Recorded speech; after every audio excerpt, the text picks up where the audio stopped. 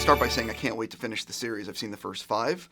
There's a lot of WTF but anyway. I'm curious, how did this thing actually happen with you connecting with Knight to get this thing off the ground? It's one of those kind of fortunate things. I'd had the script, I had the first 2 episodes written for a while, not knowing what to do with them, not knowing if anyone would make this, because it's quite a twisted story. And I'd worked previously with escape artists, who were the producers of a pilot I'd had shot.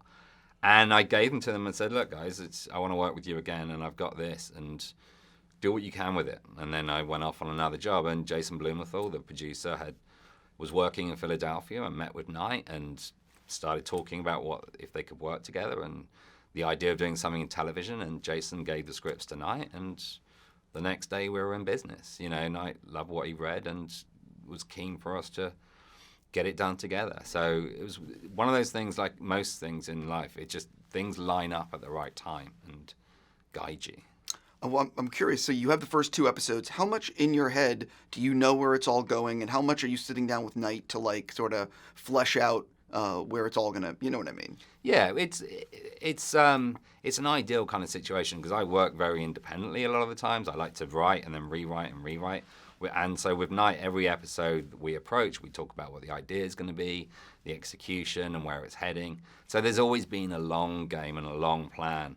But we concentrate very much one episode at a time. We don't move forward until we're both happy with the episode we're on. So it's a step-by-step progress because new things come along all the time within an episode, new ideas and new thoughts that could impact down the line. So it's great. As a writer, there's something very loose. He's very trusting. He understands that sometimes if I just want to chase an idea, I'll chase it down. And when I'm ready to talk and when we're ready to sort of get together and discuss execution and next steps, he's there. And yeah, it's a working marriage. There you go. I had to look away from the screen during the eel scene. Good. Right, exactly. Talk a little bit about where that came from in terms of where did that thing come from? The eels, actually, that was an experience in my life. When I was 17 years old, I was in catering college, and one of the first things they taught us was how to skin an eel. And it was horrifying, and it's one of those things where you just don't get over seeing that. It's a very visual thing. And for me, within the show, it represented that notion of being dead but not being dead. This thing where it's effectively moving and the nerves are still going, but the brain is dead. And so, shooting it was very difficult. We had to be very careful that nothing was harmed. And so it's quite a visual moment. I know Nell, who plays Leanne, was pretty much sick after that. No, she told me she threw up. Yeah. For sure. To do that to a vegetarian is cruel, but I couldn't change the scene. I completely understand. One of the things that's really cool about the series is that it's definitely a slow burn. Talk a little bit about working with Apple on this, and was there ever any, did they ever give notes for you know what I mean, like the collaboration? Yeah, the Apple have let us do pretty much tell the story that we wanted to tell. They were encouraging from the beginning when they bought this show from us. They had scripts, and so they knew the style, they knew the sort of the story we were telling, and we had pitched them the first season, and so they were relaxed and confident. I think also having Knight involved and having his reputation for the type of stories he delivers, I think they knew what they were getting, and they wanted to encourage us to go for it. And they did that. They stood back and they let us work, which, a lot of times in television, you can feel that there's interference. Absolutely not in this. Apple could not have been more encouraging of us and more behind us.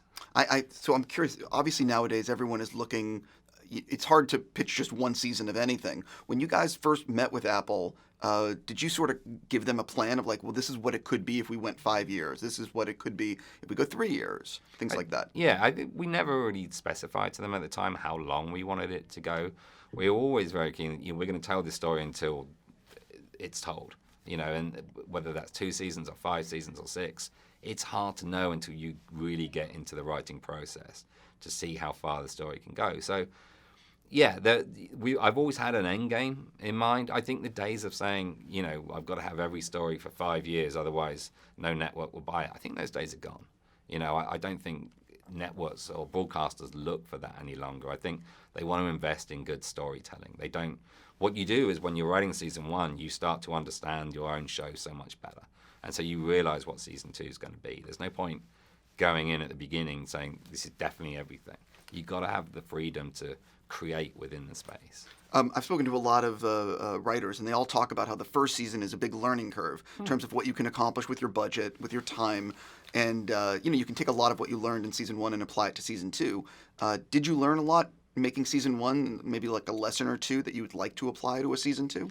I think the main thing I learned, I'd written most of season 1 before we cast the actors that we have. And so once you see them perform and once you see the strengths that they deliver within those characters, you understand better what to lean into. So having now watched them throughout the process, writing season 2 feels easier. They feel more real and more human because I can attach faces to them. I understand their speech rhythms. It's obviously they're performing the script, but at the same time you realize what works in your script, what works for them as an actor. Did you guys have a lot of deleted scenes and stuff, or not at all?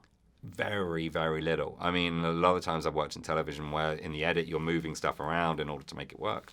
Absolutely not in this. It's pretty much what I wrote is what we shot, and what we shot is on the screen. It's rare, but it's reassuring when it happens. I was going to say that's very rare. It is, yeah. I mean, there's a few lines that have been cut because when we looked at them, it didn't quite fit, or it didn't work. It wasn't my best dialogue, but that's the only things that have gone. Scene by scene, it's all there. One of the things I like about Apple is when you release everything at once, it's very hard to have a public conversation because you don't know who's watched what. I like that Apple does it week to week after the first 3 episodes.